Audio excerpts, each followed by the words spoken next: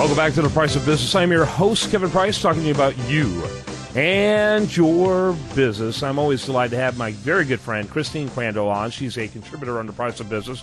Brings great insight both with her company, New Biz, and with the excellent clients that she works with their stories. And then she brings other guests on to tell us about their business as well, what she's doing today. Before you introduce your guest, though, today, Christine, tell us about New Biz. Absolutely, and welcome, Brian. I wouldn't say Brian. That was a big faux pas. I meant to say welcome, Kevin. Ah, thank you.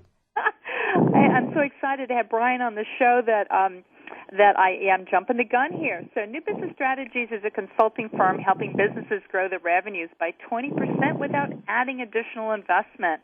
How do we do that? We show our clients exactly what to do in sales and marketing that'll cause their customers to want to pay a premium for that experience. Yeah, very, very good. And with that, go ahead and introduce your guests. You know, Kevin, it's great that we're on your show. I am so excited to introduce Brian Carr. He's the Chief Revenue Officer of Accelerator.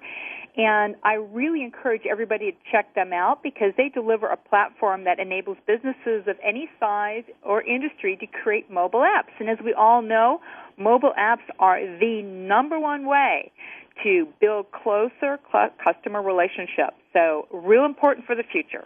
Yeah, absolutely, Brian. Welcome to the program. Before we get ramped up with our first question from Christine, I'd like to just ask you to give us an overview, kind of your elevator speech, if you will.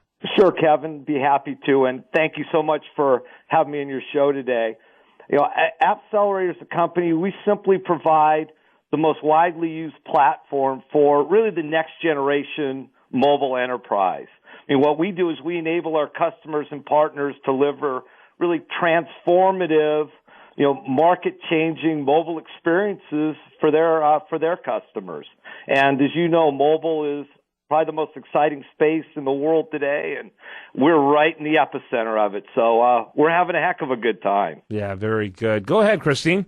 So, Brian, you've got this title, Chief Revenue Officer. You know, it's a little bit analogous to, like, God. You know, what the heck is a Chief Revenue Officer?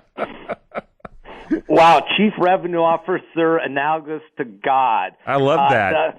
That's a great one. Well, not quite so much. You know, Chief Revenue Officer, I don't even know where the title came from.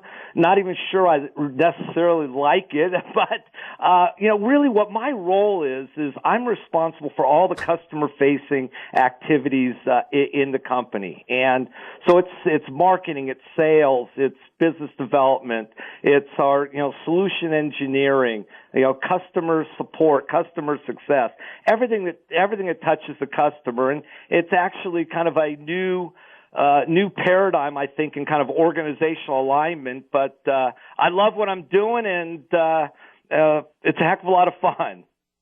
Yeah, very cool, and it sounds like it. And I'm going to remember that line because he's not the only CRO that I've heard. So in that role, it sounds like you might have a CFO role, but more of a hybrid. What all does your role cover?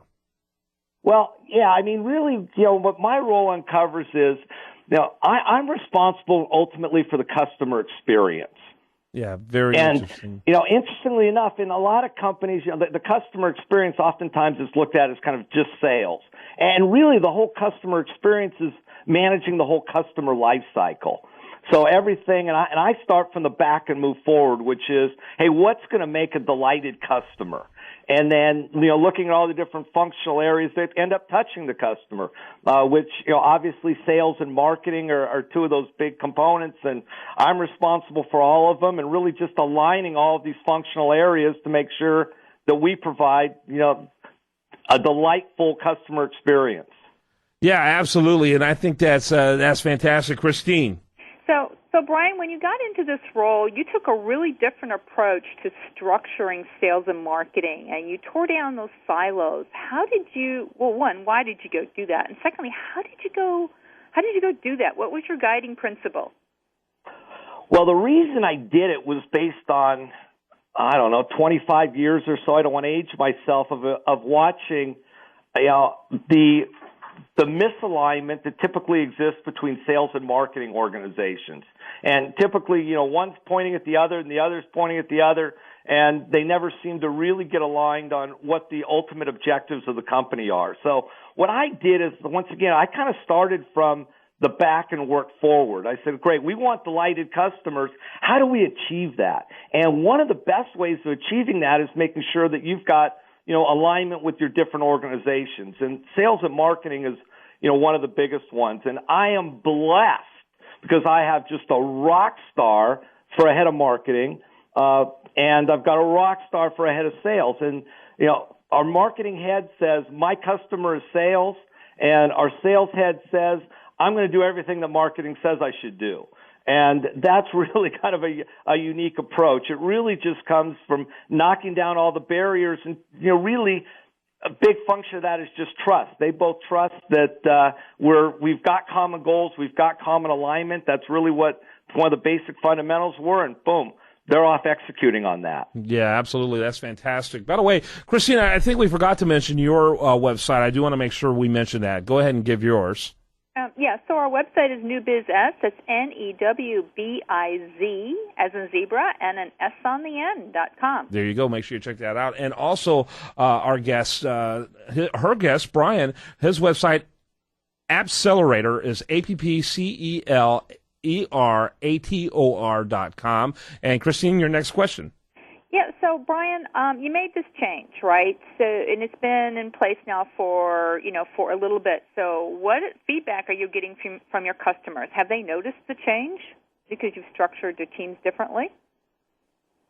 I'd love to tell you yes, but we're still fairly early on in the process. But we've noticed some things in just kind of how we're interacting with our customers that. Whether they know it's different or not, I think that it's starting to really make an impact. One of the really good examples is that most companies, especially high tech companies, have this problem where there's in essence two really distinct cycles with their customer. There's everything that goes on in the sales cycle, and then there's everything that happens after the customer buys. And quite frankly, they're usually disjointed and usually a little bit dysfunctional. And we've tried to really align that entire process, and we're just starting to see from our customer engagements that they're going, oh, okay. Oh, what you're trying to do is a little bit different. And I tell you that when they say it looks a little bit different, they're saying it with a smile on their face. We are officially playing Beat the Clock. We are running out of time. Final thought from you, Christine. Well, I think, the final thought is that I highly recommend that what Brian has done, that everybody embrace that on two levels. One is understand the journey your customers want and really go deliver to that. That's the secret sauce to driving 20% faster revenue.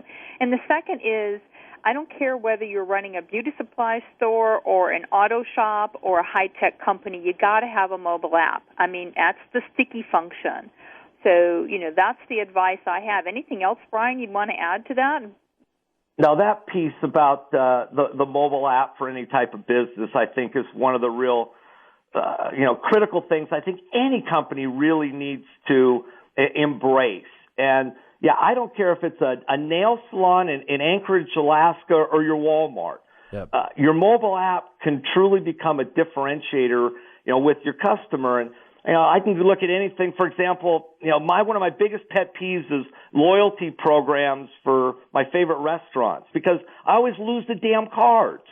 So guess what? They really aren't creating a loyalty. With mobile apps, there's ways to create customer loyalty, customer experiences that couldn't have done before. I got to wrap it up. Phenomenal interview, though. Hey, he's a lively one, by the way, Christine. And you guys both did great. Christine, you always do a fantastic job. Thanks so much. You're welcome. All right, and when we come out, and Brian, you were awesome too. A lot of fun. Thanks, Kevin. Hey, appreciate it. You bet. When we come back, much more for you. Do want to remind you, best content here, still some over there at usdailyreview.com. You're listening to The Price of Business.